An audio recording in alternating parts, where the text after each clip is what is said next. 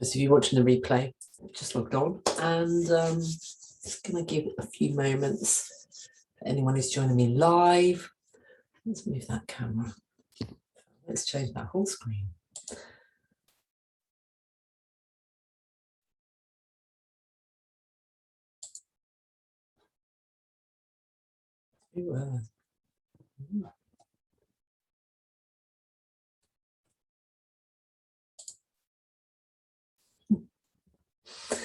Okay, that's intriguing. Sorry, I'm playing. I shouldn't play.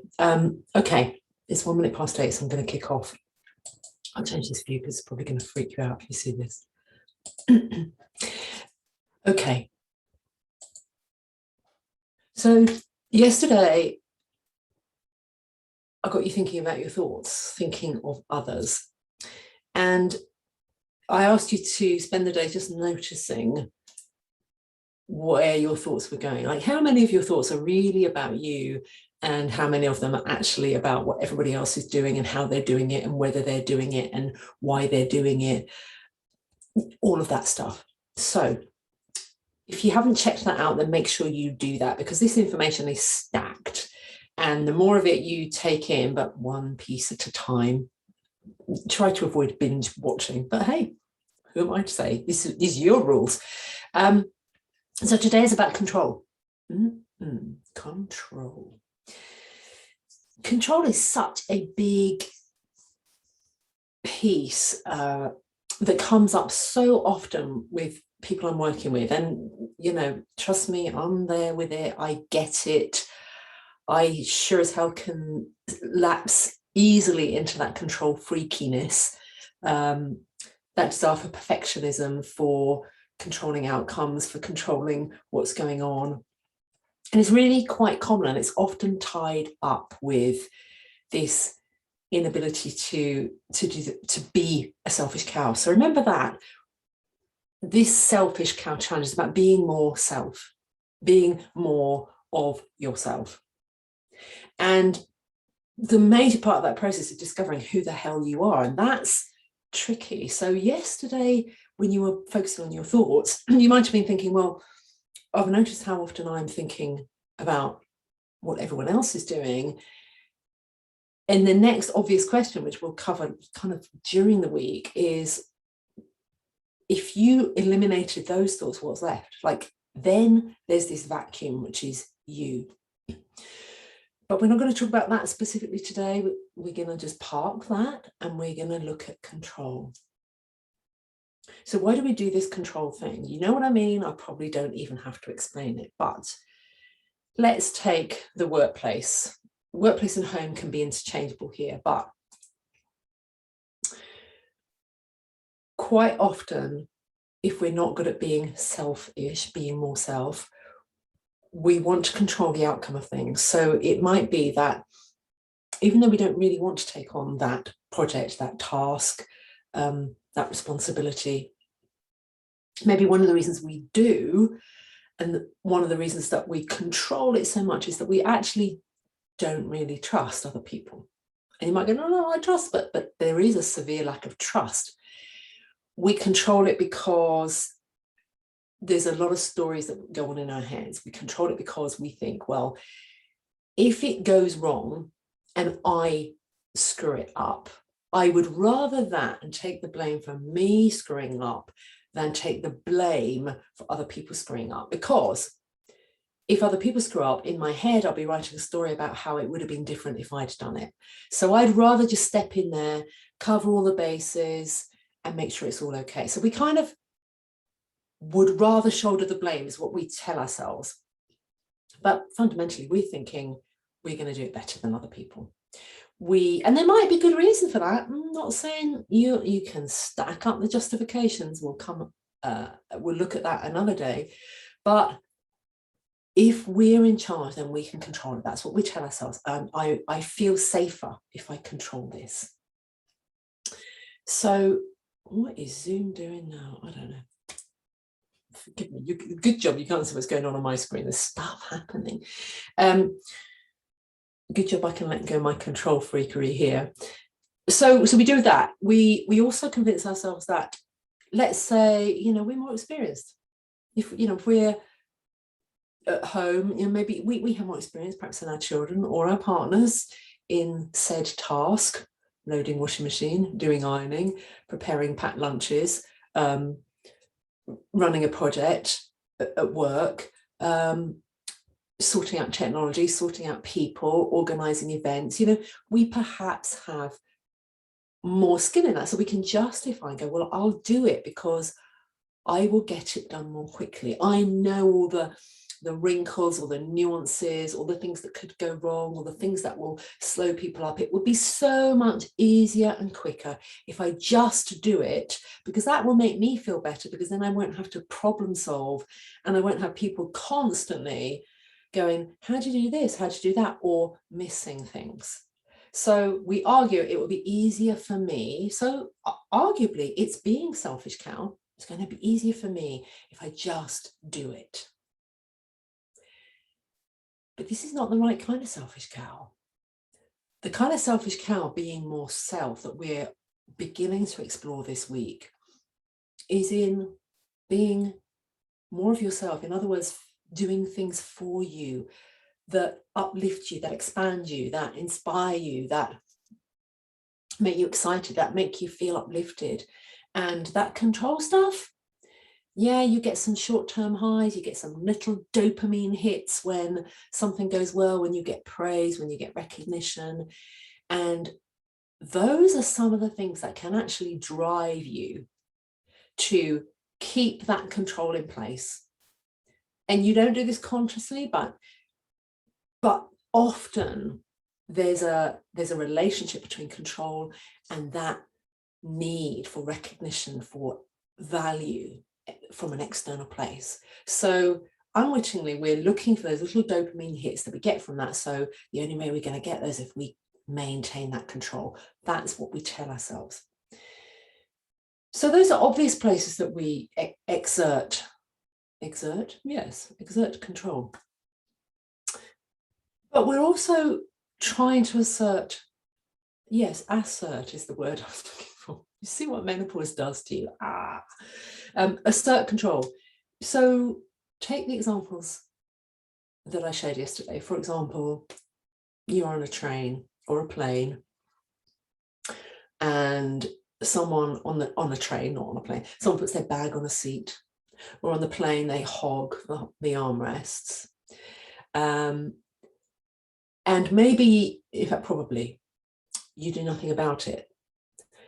But over and over, and maybe it's not even your seat. Maybe you have a seat, but you're watching somebody else. You're on that train, you're looking at somebody else who's put their bag on a seat, and you see people standing, or not even that, you just see the bag and you know that the train's going to get busy, and there's a story running in your head about how selfish that person is. Why don't they move their bag?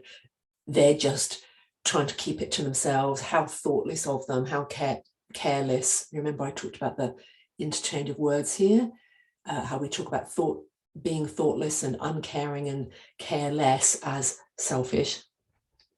And so what we're doing in that situation, we're not controlling it in that we walk over there and we move the bag, or we say to the person, I think you should move your bag because blah, blah, blah.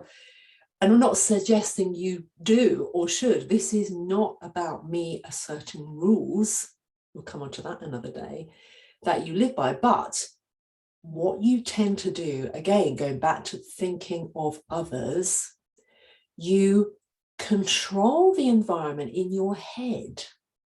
So what I mean is, you use up headspace instead of using it for you, how you want to be feeling in that moment, what you'd really like to be enjoying, maybe just the view, or maybe focusing on a book or some work. Instead, you allow the situation to steal your thoughts from you, and you're trying to control the environment by writing different versions of that in your head. So you're perhaps imagining in your head what you'd like to say to that person, what you'd like them to do.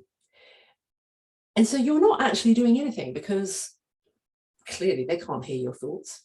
It's just wasted thought as far as they're concerned, but it's robbing you of you. And that's where I really want you to fix your focus today, because that's the easier thing. Right now, what we do is to use some old cliches, which I'm sure they still use in the corporate environment, we're going to pick off a little bit of that low-hanging fruit. Gosh, I used to work for a woman that used to use all of these cliches. She's coming back to my mind now. But that low-hanging fruit is the initial control things. You probably, just the very mention of me suggesting that you might be contemplating changing that will freak you out, because that's like pulling out the foundation stones of the way you've been living for a long time.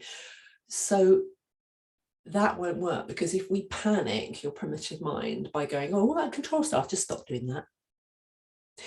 And that would be silly, because you go, well, if I could stop it, I'd have stopped it by now. And there's lots of underpinning justifications holding that in place right now.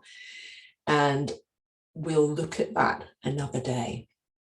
But what I'd like you to think about are those other thoughts where you're giving control of your thoughts to someone who doesn't even know that you're even thinking it, doesn't care. Why would they care?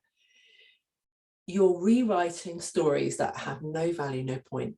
And I use the example of the person on the train, because I think most of us have probably experienced that. But you could use the example of the person holding the armrest, or the person cutting you up in traffic, the person jumping the queue,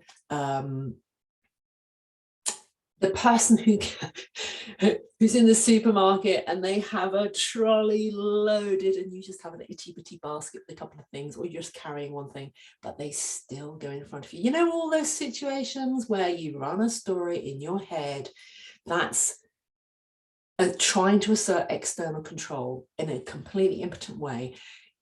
Think of it. I just want you to use today to think of those moments, those situations, and be aware. Where am I giving myself to a complete stranger? I'm just giving. Hey, just take it. I don't need it. I don't need my thoughts for me. No, they're utterly useless. Don't need them for me. That's fine. You take them, because that's what you're doing. So again, it's awareness of doing it. And it's just contemplating where would I rather my thoughts be in this moment? So we're beginning to move into a place of choice. Where would you rather your thoughts be? So that's your challenge today. Every time something like this comes up, it could be anywhere. It could be in the workplace. It's the people that leave their dirty cups, the people who just kind of surreptitiously leave something on your desk and walk away quickly. Oh, can you just deal with that? Yes, that happens. The people that ring you that don't really need to ring you, the people that email you when they could actually walk across from 6 yards away, but they sent you an email that in your burgeoning inbox, all of those kinds of things. Just again, focus your awareness, like how much of my headspace am I allowing to be robbed? Am I giving to other people? Because it's robbing you of yourself. And this week is about being more self-ish, more self. It's about more self, you, who you are. Okay, so we're nearly at 15 minutes. Catch me later today. Listen to the recording and catch up with yesterday's if you haven't already done that. Do post questions as well. I'll be here at 2 o'clock this afternoon for any questions you have. And if not, I will see you tomorrow morning, same time, 8 a.m. Let me know, even if you can't attend these live sessions, leave some comments in the thread, put up a post, share with us. This is meant to be a community. So share with others, how you're finding this, whether it's working for you, whether you don't get it, whether you do get it, whether it's enlightening you and you're going, oh my goodness, this is a hornet's nest. Because when you share with others, you make it easier for them. This is us enabling one another, and not in a, oh God, I have to now take responsibility for everybody else. I want to be more self. selfish, I want to be more me. A little bit of selfishness actually is sharing, like, oh my goodness, oh, I discovered this today. That's being more self-ish. So put some of yourself into the community, not in a way that's giving to others, but in a way that's just revealing a little of you. Just unload a little, not a whinge, not a complaint, just sharing. Like, this is what I'm finding. Is anyone else thinking this? Oh, help. Or, oh, wow, I was amazed by how many times I noticed those things Shirley talked about on the transport or the workplace or whatever it was. Okay. We're now at 16 minutes, so I'm going to say over and out. Catch you tomorrow. Oh, no, I'll catch you this afternoon at 2 p.m. If you can't make that, catch you tomorrow at 8 a.m. All right, take care. Bye for now.